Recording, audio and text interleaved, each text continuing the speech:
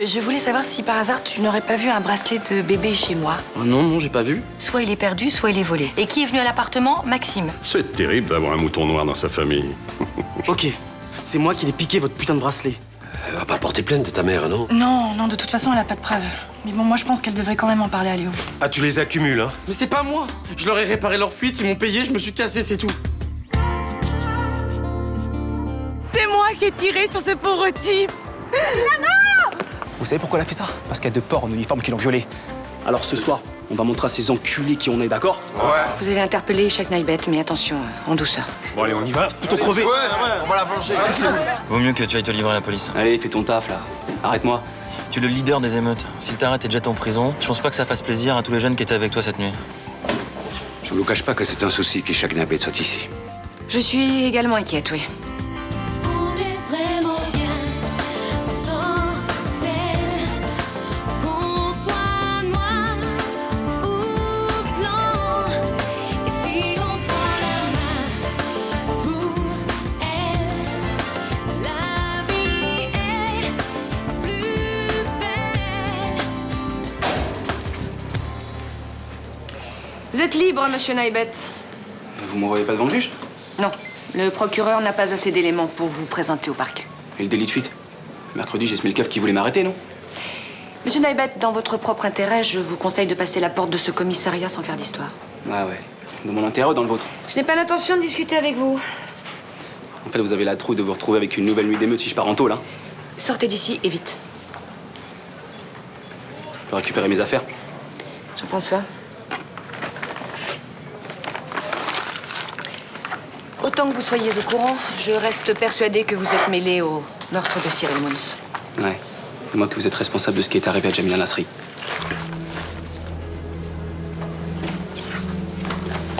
Qu'est-ce que tu fous là, Qu'est-ce qu'il y a? toi? Qu'est-ce que tu fous là? Je vais prendre l'air, ça pue ici. Bon, laissez-le partir, Bauer.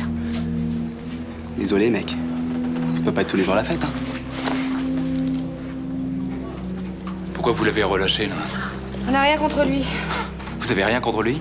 Mais moi, j'en ai plein des trucs contre lui. Ma bagnole, la mort de Cyril, et en plus, il est responsable des émeutes. Hein. Peut-être, mais nous n'avons aucune preuve. Ah oui? Alors vous laissez cette racaille faire sa loi dans la rue? Nous sommes dans une démocratie, brigadier. Nous n'envoyons pas les gens en prison parce que leur tête ne nous revient pas.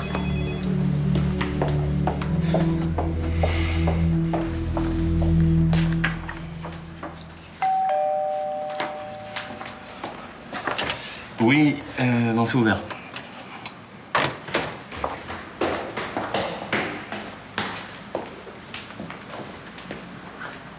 Je vous dérange pas? Non, mais j'ai pas trop de temps, j'ai un rendez-vous. Céline est là? Ouais, dans sa chambre. C'est la panique dans l'immobilier. Un propriétaire de la rue des Anges vient de me proposer un immeuble 20% moins cher que la semaine dernière. Maintenant, il est temps d'acheter. Nous sommes du même avis. Il faut essayer de contacter le propriétaire et négocier. Il doit être possible de faire baisser les prix encore de 2-3%. Vous qui êtes bien renseigné sur le climat de violence qui règne au Mistral, quand est-ce que vous avez prévu qu'il se sera? Ne vous en faites pas. Dans quelques temps, le calme sera revenu et nous réaliserons une belle plus-value. J'espère que vous maîtrisez votre affaire, mon petit. La nuit a été relativement calme. C'est vrai. La presse parle de casseurs isolés. Vous voyez, on peut également compter sur les élus pour stopper cette vague de violence. Et qu'est-ce que vous en savez, vous? Dans quelques temps, c'est les élections municipales. Ils ne veulent pas que les gens agacés par les émeutes votent contre le maire sortant. Eh oui. Il ne faut pas oublier ces paramètres. Vous devez être satisfait. En plus de gagner de l'argent, l'avenir de Félicie est assuré. Ouais. Si vous lui confiez les travaux de rénovation. Bon, nous avons un contrat moral. Bonjour, ma chérie. Bonjour. J'y vais, j'ai un rendez-vous à l'autre bout de la ville. Ok.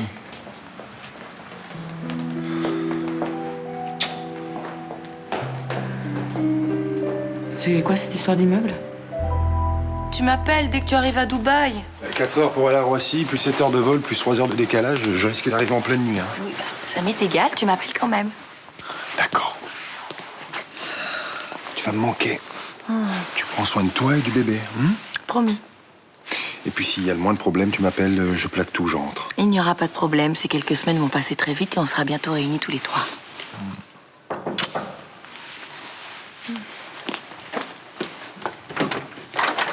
Bonjour Emma. Bonjour. Je vous dérange pas longtemps, je suis venue vous rendre le classeur que vous m'avez prêté. Et puis après, je file, je vous laisse tranquille. Ok. Ah, quelqu'un part en voyage apparemment.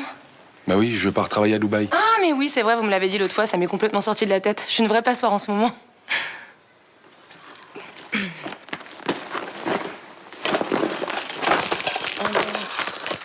Il manquait plus que ça. Je suis maladroite, c'est terrible.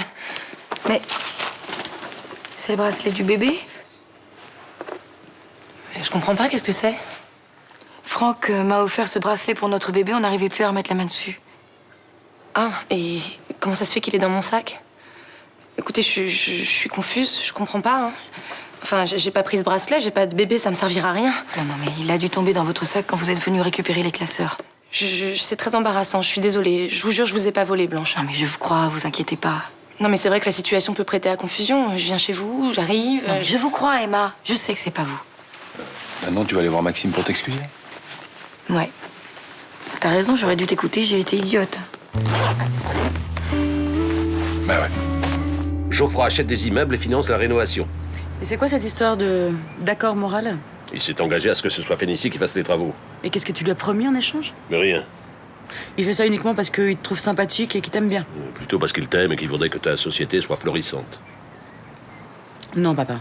Geoffroy est un homme d'affaires et il choisit pas de travailler avec une société uniquement pour les beaux yeux de son PDG. Mais tu as pas l'air de te rendre compte que Félicie a pignon sur rue, qu'elle est considérée comme l'entreprise de BTP la plus performante de Marseille? J'espère que tu me dis la vérité. Mais pourquoi je mentirais? Oh, ça va, papa. Si t'as pas envie que je me mette en colère, évite le couplet du père irréprochable, s'il te plaît.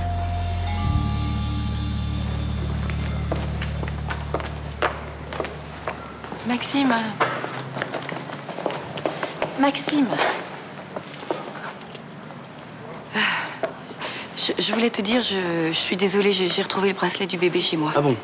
C'est pas moi qui l'avais fait tomber dans mes outils, finalement? Non, je t'ai soupçonné à tort, excuse-moi. Mais en même temps, faire rentrer un gosse de la DAS dans son appart, c'est toujours risqué, ça c'est bien connu. Je te présente mes excuses. Rien à foutre de vos excuses. Vous m'avez accusé sans preuve alors que j'avais réparé votre fuite. J'avais gagné 50 €, c'était mon premier salaire, j'étais super fier. Mais t'as raison d'être fière, et puis il faut que tu continues dans cette voie, je suis sûre que tu vas réussir. Pour ça, faudrait que les clients m'accusent pas de tout et n'importe quoi. Et ce qui vient de se passer me laisse pas beaucoup d'espoir.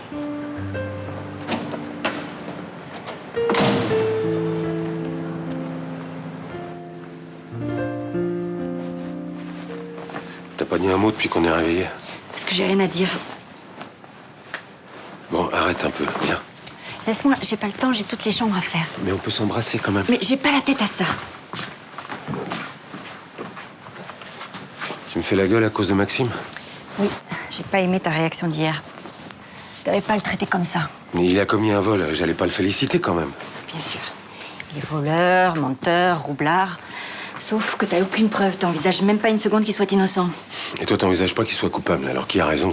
Bon, j'ai pas envie de continuer cette discussion. Salut. Tu peux nous laisser 2 minutes, s'il te plaît, je discute avec ta mère. Non, mais je n'ai pas pour longtemps, j'ai un scoop. L'institut a retrouvé son bracelet. Bien joué, Derek.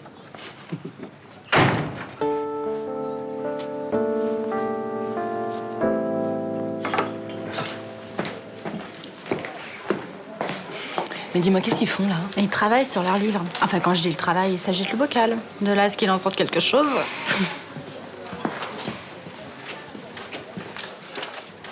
C'est pas mal ton histoire de clown blanc, j'aime bien ça. C'est vrai? Ouais. Et petit à petit, on découvre qu'il a un passé sanglant. Sa mère est morte dans des circonstances terribles. Ouais, mais enfin, faudrait trouver comment, tu vois, pour justifier la fêlure psychologique. Ah, mais j'inventerai un truc. Il est plutôt beau gosse quand même, tu trouves pas? Bah, oui, c'est sûr, oui. Moi, je pourrais pas. Ah bon? Pourquoi? Mais parce qu'il t'embrouille toujours avec ses histoires, là. Il est incapable de dire la vérité. Il faut toujours qu'il en rajoute une couche. Sa vie est un roman, hein? Ouais, bah exactement. Moi, j'aime les mecs francs, tu vois. Les mecs, quand ils pensent quelque chose, ils le disent. Et vice-versa. Comme Malik. Ouais, ça manque un peu de romantisme, tu trouves pas? Bah oui, c'est sûr, mais moi, les mecs romantiques, j'en suis revenue, tu sais. Si tu veux faire durer un couple, faut avoir les pieds sur terre. Ouais. Je suis désolé. C'est pas à moi qu'il faut le dire. Mais je vais le dire à Maxime aussi. Il a raison, je me suis bien planté. Pourquoi tu m'as pas écouté? Et je sais pas, Tu lui sais de tout, alors ça m'énervait, j'avais l'impression que tu te faisais avoir. Je sais que j'ai l'air paumée avec ce gosse. Je tâtonne, je fais des erreurs, mais il faut que tu me laisses faire, sinon j'apprendrai jamais à être une mère pour lui. Ben oui, je sais, t'as raison. Maxime a besoin qu'on le cadre, c'est évident. Mais il a besoin aussi qu'on lui fasse confiance. Je me suis vraiment comporté comme un con. J'ai toujours rêvé d'avoir un enfant. En fait, je suis complètement nul comme père. C'est pas ça le problème. Non, c'est sûr. D'ailleurs, je suis même pas son père. T'es le compagnon de sa mère. J'ai aucune légitimité pour lui dire ce qu'il doit faire. J'ai juste qu'à fermer ma gueule. Non, je crois pas. Bon, ta situation n'est pas facile, mais tu vas trouver une place. Je suis pas sûr d'en avoir une. Mais bien sûr que si. Il y a des milliers de familles recomposées. Elles trouvent bien une façon de fonctionner. Mais nous, c'est pas pareil. Parce que t'es flic et que je suis une ancienne prostituée? Non, bien sûr que non. Alors pourquoi? Parce que... on n'a jamais élevé un enfant, ni toi ni moi. Puis on est face à un ado. Et il y a un vide de 16 ans entre lui et nous. C'est vrai. Toi, tu le disais tout à l'heure, t'es sa mère, alors tu sens des choses. Moi, je suis rien pour lui. Alors je fais ce que je sais faire, quoi. Je fais le flic. Non, mais on va trouver une façon de fonctionner. Hein, faudra du temps, de la patience, mais on va y arriver.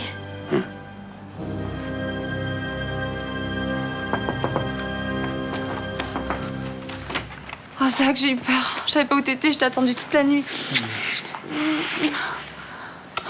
J'étais chez les keufs. Ils viennent juste de me relâcher, là. Ils t'ont serré quand? Ils m'ont pas serré. J'en avais marre qu'ils m'accusent de tout. Alors j'ai voulu avoir une explication. Et t'as pas eu peur qu'ils t'emmènent devant le juge? Ils ont rien contre moi. La preuve, ils m'ont pas gardé. Je t'aime. Moi aussi, je t'aime. T'as des nouvelles de Jamila? Elle est toujours dans le coma. Mais elle va s'en sortir. Ils savent pas. Ils la maintiennent en vie et ils attendent. J'ai toujours peur que Malik m'appelle et qu'il me dise qu'elle vient de mourir. Non, faut pas penser à ça. Comment tu veux que j'y pense pas? Elle vivra. Il faut y croire et elle vivra. J'ai pas ta force, Zach. Je t'aiderai à garder espoir, d'accord? Allah veille sur elle, d'accord? Viens.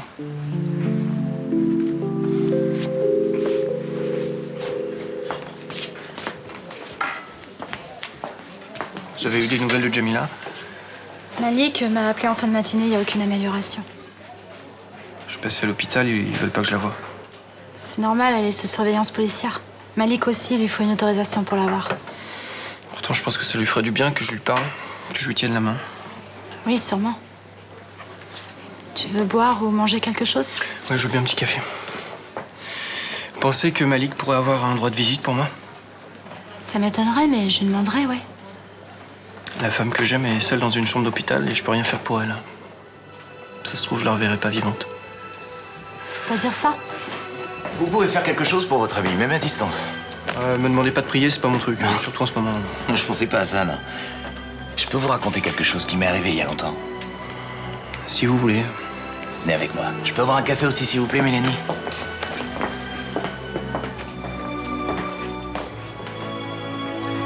Ce matin, la commissaire a relâché pour la seconde fois l'homme qui a participé à l'assassinat de Cyril Munz. La justice prend parfois des décisions étranges. J'en ai assez. J'ai l'impression de travailler pour rien. Puis j'en ai marre, là, de râler dans mon coin. Ça rime à quoi, tout ça? C'est pour ça que je vais accepter votre proposition. Oui. Je veux bien être candidat à l'élection municipale. Vous avez bien réfléchi? Oui. Je veux dire tout haut ce que tout le monde pense tout bas. L'objectif principal est surtout qu'une fois élu, vous ayez une réelle influence sur les décisions qui concernent la sécurité. Ouais. En plus, j'ai une chance de rentrer au conseil municipal, en m'appuyant sur les émeutes et sur l'incapacité de nos élus à nous défendre. Il va falloir établir une stratégie. On peut se voir quand? Pas avant la semaine prochaine. En attendant, ne dites pas tout de suite que vous êtes candidat. Contentez-vous de parler aux gens, d'aborder discrètement les sujets de votre campagne. Et ensuite, ne parlez pas de moi. Si on apprend que vous êtes soutenu par un homme d'affaires, je risque de casser votre image de candidat du peuple. Pas de problème. Mon frère avait 8 ans. Je me souviens encore du jour où l'ambulance est venue pour l'emmener parce qu'il avait fait un malaise. Qu'est-ce qu'il avait exactement? Un dysfonctionnement de son système immunitaire. Le moindre microbe pouvait lui être fatal. Il devait entrer en chambre stérile. Et vous aviez quel âge? 10 ans. On habitait à plus de 200 km de l'hôpital. Bon, je pouvais pas le voir souvent et j'ai commencé par lui écrire. Ah bah, Jamila peut pas venir, elle est dans le coma. Non mais attendez, j'ai pas fini. À cette époque, j'ai fait mon entrée en 6e. J'avais plus le temps d'écrire. Alors le soir, je pensais à lui de toutes mes forces. Je lui parlais, je lui racontais tout ce que je faisais. Et je lui disais que plus tard, quand il sortirait, on serait astronautes. Les premiers frères dans l'espace. Et ça s'est terminé comment? Kevin a subi une greffe de moelle osseuse et il est sorti au bout de 4 mois. Et vous savez ce qu'il a dit à ma mère en sortant? Qu'il avait entendu ma voix dans ses rêves. Que je lui disais qu'on serait astronautes. Les premiers frères dans l'espace. Et vous êtes sûr que c'est pas vos parents qui l'ont dit? Je leur avais jamais dit ça. Quand on aime quelqu'un, il y a un fil qui se tend. Pensez à votre ami de toutes vos forces. Parlez-lui. Et elle vous entendra.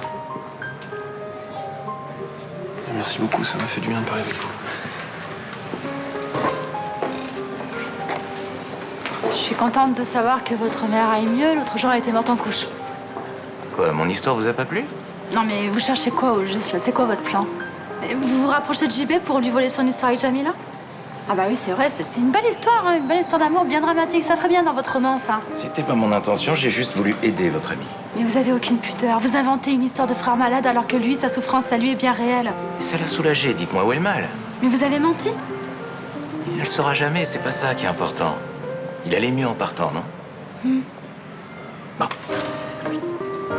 Vous auriez pu l'écouter toute la journée, vous ne l'auriez pas aidé. Moi, avec mon histoire, je lui ai offert un espoir. Et ça l'a soulagé.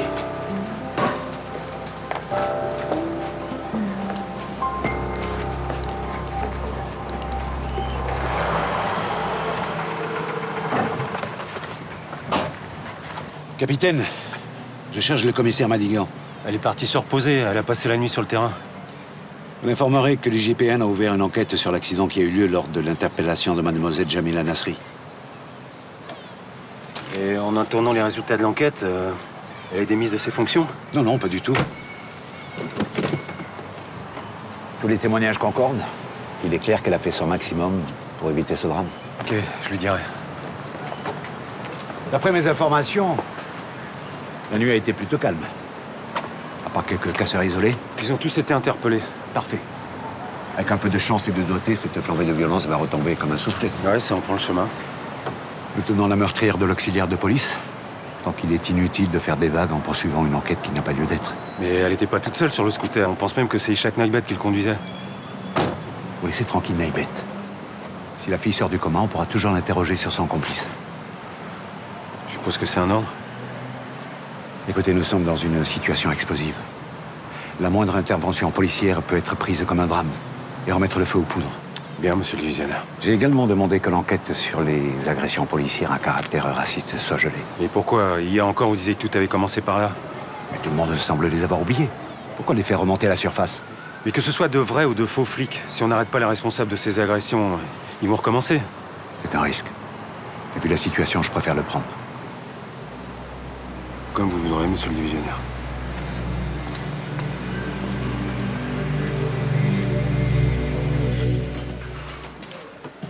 Bonjour. Une bière, s'il vous plaît. J'espère que vous êtes calmé depuis la dernière fois. Pas vraiment, non. Ce matin, la commissaire a relâché le type qui conduisait le scooter. Si elle l'a relâché, c'est sûrement qu'il avait rien à voir avec le meurtre de Cyril, non? Vous êtes bien naïf, hein. Ils l'ont relâché parce qu'ils ont peur de lui. Il tient tout le monde parce qu'il fait la pluie et le beau temps dans le quartier. Oui, il a poussé les autres à la révolte, c'est vrai. J'ai entendu dire aux jeunes qu'il fallait se battre pour venger Jamila. Et vous trouvez ça normal, vous? Non, je trouve pas ça normal, mais je trouve pas non plus normal que les policiers qui ont agressé nos jeunes soient pas encore derrière les barreaux, vous voyez? Oui, bah moi je les comprends, ces types, hein. Ouais, ils devaient en avoir ras-le-bol, hein, d'arrêter des racailles et de les retrouver la semaine d'après en train de leur jeter des pierres. Mais bon sang de bonsoir, vous avez fini de raconter n'importe quoi. Je suis bien placé pour savoir ce que je dis, madame.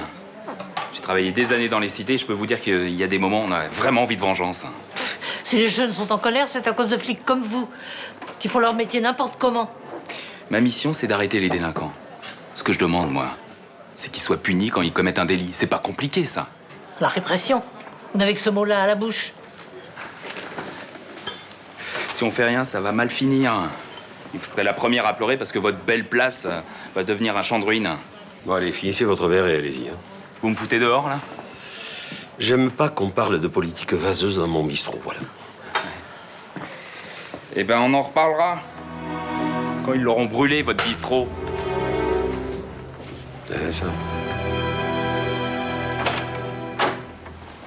Tu sais pas frapper?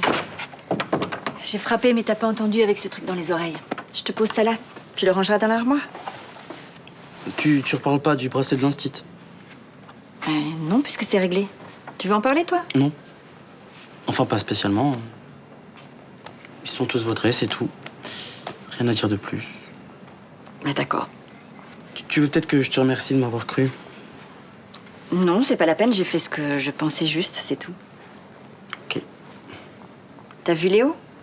Ah ouais, il s'est excusé. C'était cool, enfin, de m'avoir cru, j'ai pas l'habitude. Bah, c'est normal qu'une mère et son fils se fassent confiance, non? Ouais. Enfin, sûrement, en même temps, je sais pas trop. Au foyer, j'ai appris à faire confiance à personne. Mais t'es plus en foyer. Je sais. Mais quand même, ça me reste. Je vois toujours les gens comme des ennemis. Je suis passée par là. Ah ouais? Et quand j'ai quitté Paris, j'ai mis un moment à vivre normalement. Je vais me méfier de tout le monde. Bon, c'est bon, tu vas pas me raconter ta vie. Non, j'en avais pas l'intention. Merci. Pour le linge. De rien.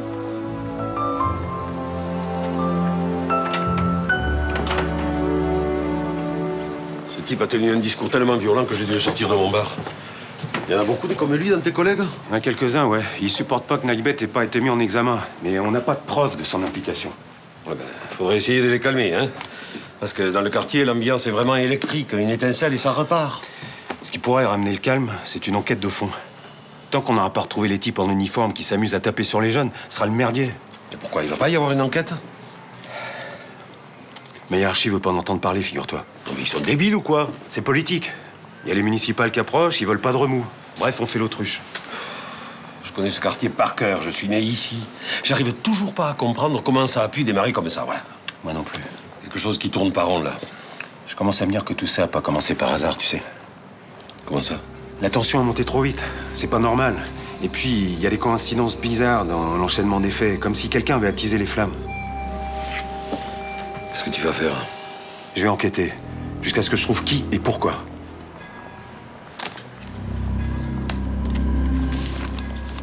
Merci de m'avoir laissé traîner ici toute la semaine. C'est Thomas qu'il faut remercier. Moi, j'aurais préféré éviter de vous avoir dans les pattes. Vous ne m'aimez pas, hein? Pourquoi vous dites ça? Non, je vous dérange, je sais. Chaque phrase que je dis vous agace. Vous n'arrivez pas à comprendre ma façon de fonctionner. C'est vrai. Mais pourquoi? Écoutez, j'ai pas envie de parler de ça. Vous allez encore m'embrouiller avec vos explications à la noix, là. Et j'ai le bar à fermer. Vous croyez vraiment qu'un écrivain a besoin d'être dans un bar pour trouver l'inspiration? J'en sais rien, c'est pas mon métier. Non, c'est peut-être vrai pour certains, mais pas pour moi. Moi, j'ai besoin de calme et de silence pour travailler. Alors pourquoi vous êtes venu ici pendant une semaine? Vous voulez un joli conte ou la vérité? La vérité, ça me changera. Je vous aime à en crever.